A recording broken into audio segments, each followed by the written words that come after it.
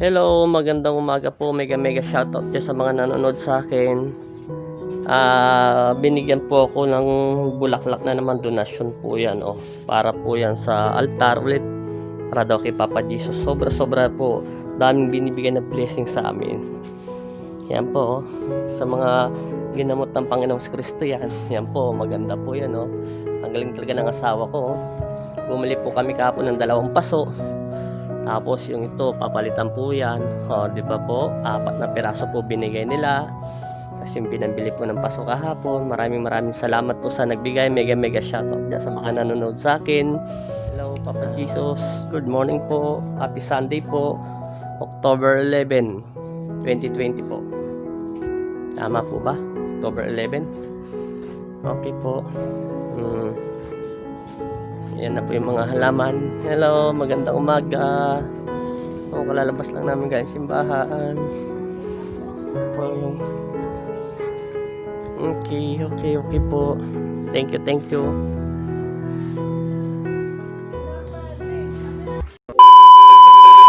Hello, magandang umaga din po lang. Mega shoutout po sa mga nanonood sa akin, subscriber ko. At happy Sunday po at God bless all sa lahat. Nagtanong rin po pala to isang araw. Sasagutin ko to kasi lagi naman po siya nanundig. Gusto ko lagi po siya sinasagot dito para lagi niya po naunawaan. Kaysa lagi ko po siyang pumupunta dito nagtatanong. Kung ikaw ay isang gusto mo talaga matuto maggamot, mahirap talaga. Kasi dadaan ka sa matinding pagsubok. Sasakit talaga matindi yung utak mo, ulo mo, hindi ka makakatulog. Pero kung gusto mo yon, lagi ka magdasal. At lagi mo palakasin ang spiritual mo. Pangalawa po, kung gusto mo naman magbukas ng third eye mo, dadaan ka talaga sa matinding pagsubok. Marunong ako magsarado, magbukas, pero ayoko minsan nagbubukas. Mas maganda ko kasi yung third eye binibigyan ng kusa ng Panginoon Kristo. Galing po yun dito sa 2 mata. Wala pong third eye sa noo. Yun po ay galing sa demonyo.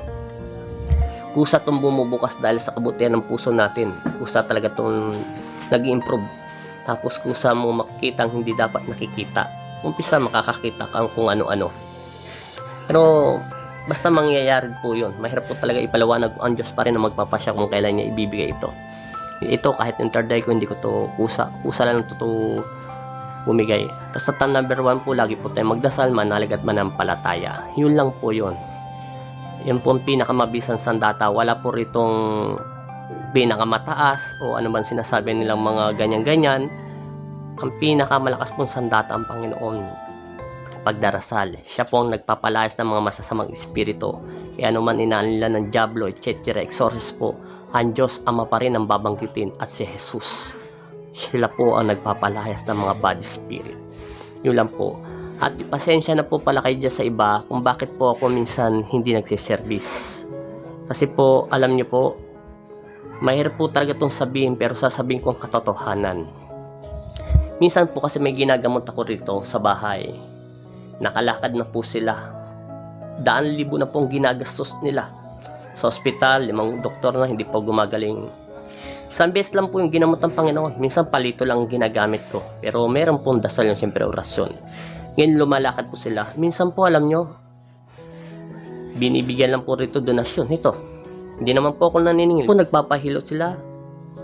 20 pesos, minsan 10 piso pa. Kahit nangangalay na yung mga kamay ko. Pero ginagawa ko ang lahat para sila gumaling. Hindi po ako humingi o nagpe-presyo.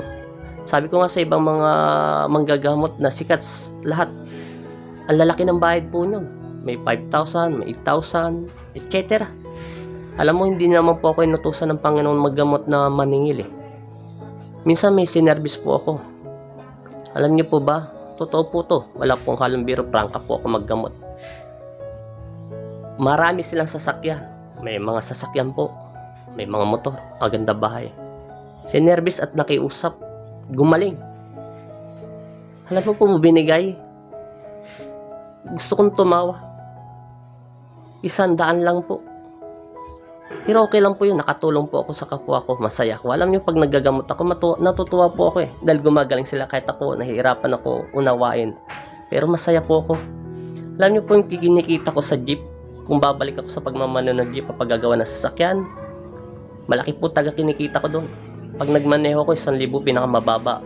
Pangalawa, pag nagawa po ako ng sasakyan o mga gulong, 150 po bawat isang gulong, o sabihin natin 200, di apat po, isang sasakyan, 4 ang gulong. Nagbubulkit pa ako, kumikita ko everyday 1.5. Bakit ko ipagpapalit at magtitiis ako, maghihilot-hilot at nananakit na yung mga kamay ko? Alam niyo po, natutulog lang ako sa tricycle o kaya sa jeep na pinagmamanehan ko. Pag natutulog po ako, pag masakit po ang pakaramdam ko, nagpapahilot po ako sa tutuban. Kahit pumunta po kayo doon, 250 ang hilot doon. O nagpapamassage ako. O kaya nagpapahilot ako sa mga kapwa ko rin manggagamot na hindi pa ako marunong maggamot. Alam niyo po, ang binibigay kong donasyon, 200. Kasi nahiya po ako eh. Pero ganun po ang buhay. Marami pong himalang ginawang Panginoon dito sa bansang Pampanga, dito sa lugar ng Florida, Guagua. Ni minsan hindi pa ako naningil.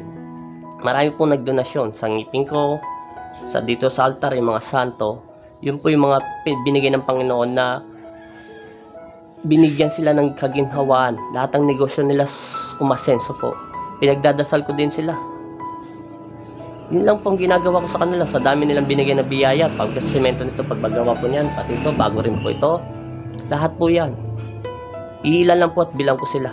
Pero lahat ng pinapagamit ng Panginoon, wala pong VIP. Mayaman man o mahirap, pinagdadasal ko pa rin po sila. Yun lang po yun. Akala nyo itong bahay nito sa akin? Hindi, bahay po ito ng asawa ko. 3 years pa lang ako sa Pampanga. Mahirap lang po ako. Marami rin na po akong sakit. Ang Panginoon lang. Ginagawa ko ito magamot para maturuan ko kayo sa pagpanalangin kasi tayo, mukha na tayong lahat sa laki o ano man. Ang dami po nagpapagamot dito sa akin. Kung naniningil lang ako ng mga exorcist o mga kulang barang, baka napagawa ko na po ito, napasemento ko na po lahat yan. Nasagad ko na po ito, napalitan ko ng bubong para lahat po ng pumupunta rito, social distancing, tapos masarap po ang upuan nila. Akala nila malaki po bahay ko, hindi ko ito po bahay. Bahay po ito ng asawa ko. Hindi po ako taga Pampanga. Sampid lang po ako rito. Nakapag-asawa lang po ako rito. Kaya iniisip nila, baka sabihin nila ha, naniningil ako ng sobra-sobra. Kung naniningil nga lang ako, masaya pa ako eh. Bakit po? Mapapagawa ko pa yung altar ni Papa Jesus eh. Alam po nila, torket malaki yung bahay namin, hindi ko ito bahay.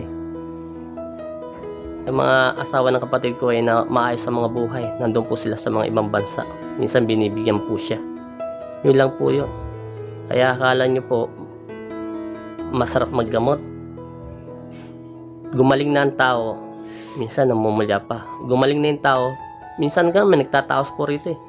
5 piso lang binibigay. Okay lang po kung mahirap.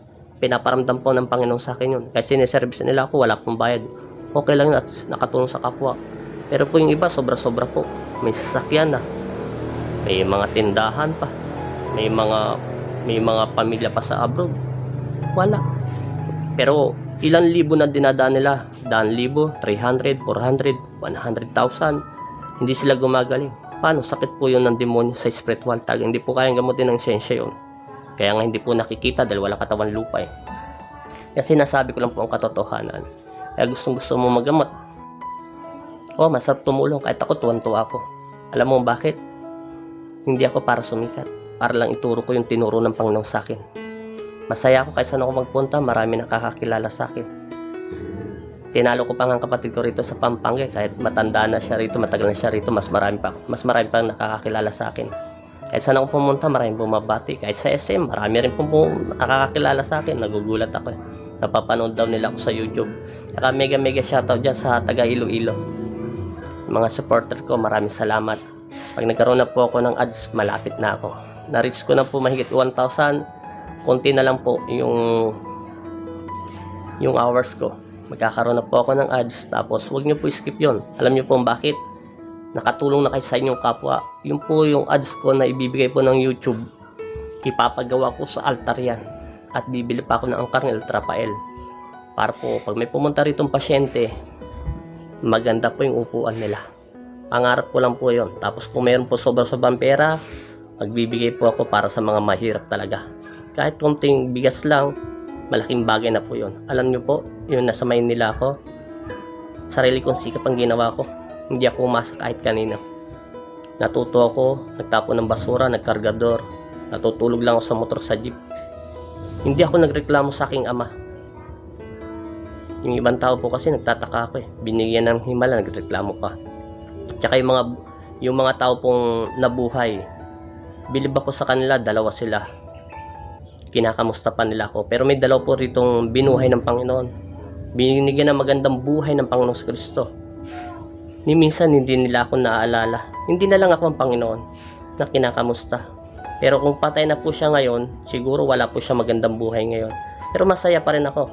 Dahil nagagawa niya yung masarap na buhay para sa kanyang pamilya at nakakakaya ng kanyang mga anak. At pinagdadasal ko pa rin sila. Wala po akong karapatan na magalit sa inyo. Kapwa nyo rin ako tao. Kaya yun lang po kung bakit po ako minsan hindi nagsiservice. Kasi po alam nyo, nadadala po ako nagsiservice ako. Hindi naman kayo mahirap. Nakikita ko naman po yung mga sitwasyon ng buhay nyo. Nakikita at sinasabi ng Panginoon sa akin, ibigay nyo 10 piso, 5 piso. Nangangalay na yung mga kamay ko. Halos hindi na ako nagsasalita. Alam nyo, gusto ko kayong gumaling.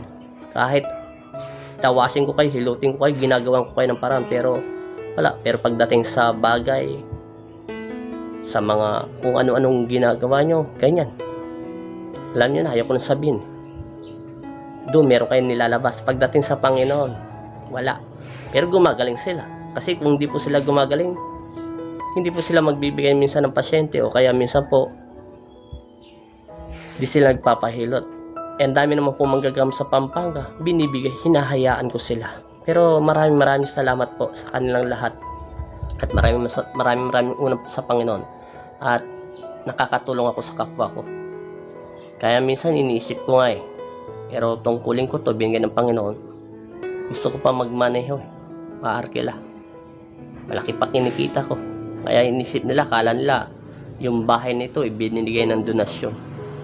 Ilan lang po yun. Ayaw ko po sabihin ng mga pangalan nila, pero swerte po nila. Binigyan sila ng himala ng Panginoon. Maraming negosyo at hindi sila naghihirap. Nagbibigay sila sa Panginoon.